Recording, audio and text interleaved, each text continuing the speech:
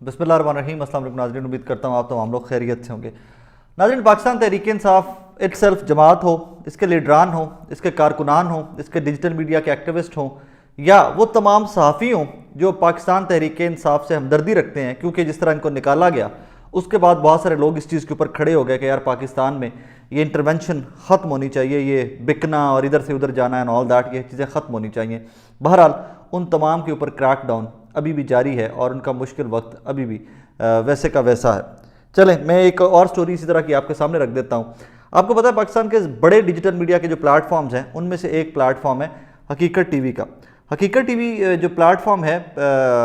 اس کے ساتھ کیا ہوا، کیسے ہوا، ان کی فیملی کے ساتھ کیا ہو رہا ہے، وہ میں ڈیٹیلز ہیں کچھ آپ کے سامنے رکھ دیتا ہوں، اور کچھ ڈیٹیلز ہیں کہ جو مجھے کہا گیا ہے کہ یہ پبلک نہیں کرنی، کیونکہ کسی کو بھی پتہ نہیں حقیقت ٹی وی کون چلا رہا ہے، کسی کو بھی پتہ نہیں کہ یہ کہاں سے چل رہا ہے اینڈ آل دیٹ، صرف یہ پتہ ہے کہ پاکستان سے باہر سے چل رہا ہے۔ بہرحال میں کچھ ڈیٹیلز ہیں وہ آپ کے سامنے رکھ دیتا ہوں۔ ناظرین، 26 تاریخ کو حقیقت ٹی وی جو چلا رہے ہیں صاحب، ان کی فیملی پاکستان میں ہوتی ہے۔ کس شہر میں ہوتی ہے وہ تفصیلات بھی میں کوئی زیادہ ڈسکلوز نہیں کرنا چاہوں گا۔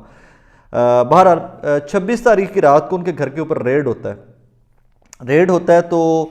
6 لوگ گھر کے اندر داخل ہوئے تھے اس ریڈ کے دوران، اور اس ریڈ میں 4 لوگوں نے ماسک پہنے ہوئے تھے، 2 نے ماسک نہیں پہنے ہوئے تھے۔ 6 لوگ ٹوٹل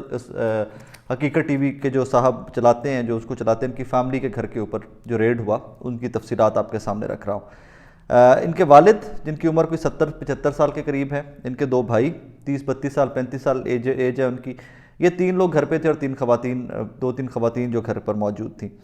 آتے جنہوں نے والد کو اور بھائی کو کیپچر کر لیا، پکڑ لیا ان کو، اور جب وہ جو سی سی ٹی وی کیمراز لگے ہوئے تھے ایوری تھنگ، اس کی ڈی وی آر شی وی آر چیک کی ہیں، یہ کیا ہے وہ کیا ہے، جو ایک طریقہ کار ہے روٹین کا،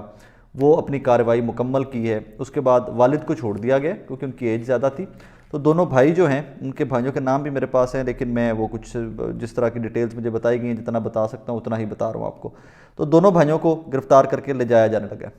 جب گرفتار کر کے لے جانے لگے ہیں تو ایک صاحب ہیں ان دونوں بھائیوں میں سے، ان کو پینک اٹیک ہوا ہے گھر سے باہر نکل کر، ان کو پینک اٹیک ہوا ہے یا وہ بہت گھبرا گئے ہیں یا وہ گر پڑے ہیں اینڈ آل دیٹ، سو ان کو چھوڑ دیا گیا ہے، اور ایک صاحب ہیں ان کو گرفتار کر کے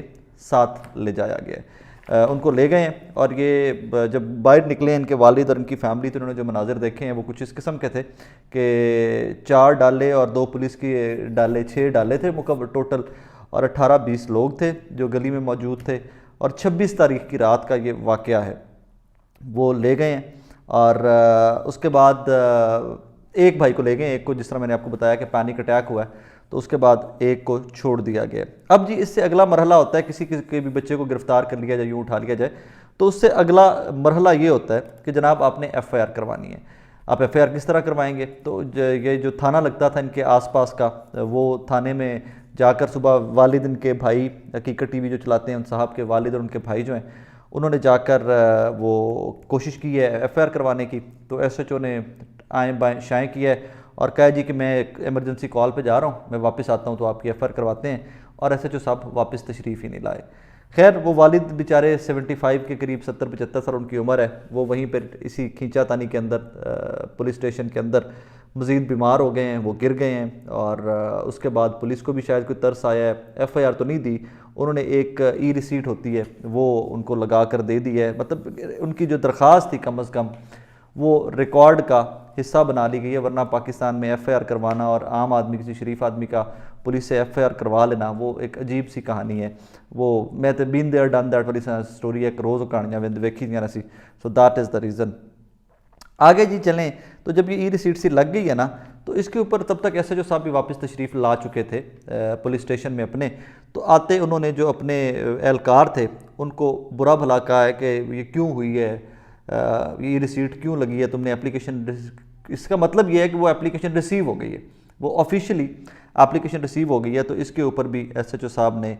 کچھ ناپسندیدگی کا اظہار کیا ہے۔ اور بہرحال آگے چلیے، تو ان کے والد کی طبیعت شدید خراب ہے 26 تاریخ سے، آج آپ دیکھ لیجئے نا کیا 3 تاریخ کتنے دن ہو گئے میں، کتنا ٹائم ہو گیا ہوا ہے، لیکن that is how things are. آگے چلیے تو جناب کورٹس میں کیس چل رہا ہے، ارشد جاوید گرال صاحب کے پاس بھی گئے ہیں، یہ ایک دن لگی ہے ہیبیس کا، کیونکہ کیس بنتا نہیں تھا ہائی کورٹ کے اندر، ہیبیس اس طرح نہیں ڈائریکٹلی مجھے جو بتایا گیا انٹرٹین ہوتی، تو وہاں پر بھی کیس لگا ہے۔ وہاں کی کاز لسٹ جب وہ جو ہوتی ہے، جو لسٹ ہوتی ہے، اس لسٹ میں ایک دفعہ نام بھی آیا ہے اور اس کے بعد پھر وہ نام ریفریش لسٹ کے اندر چلا گیا، آگے کوئی 10-15 دن کی ڈیٹ پڑی ہے۔ آج منگل کے دن کی میں آپ کو کارروائی بتا دیتا ہوں۔ یہ ایک پاکستان کے نامور وکلاء میں سے میاں علی اشفاق صاحب ہیں، اور ان کے جو سبارڈینیٹ رانا صاحب اینڈ آل دیٹ، وہ اس ایسوسیٹ جو ہیں اس چیمبر کے، معروف رانا صاحب، وہ تمام لوگ اس کیس کو ٹیک اپ کیے ہوئے ہیں، اور ایم شور کہ بہت جلد ڈیولپمنٹس ہوں گی، اور انشاءاللہ جو ان کے بھائی کو حقیقت ٹی وی جو رن کرتے ہیں ان صاحب،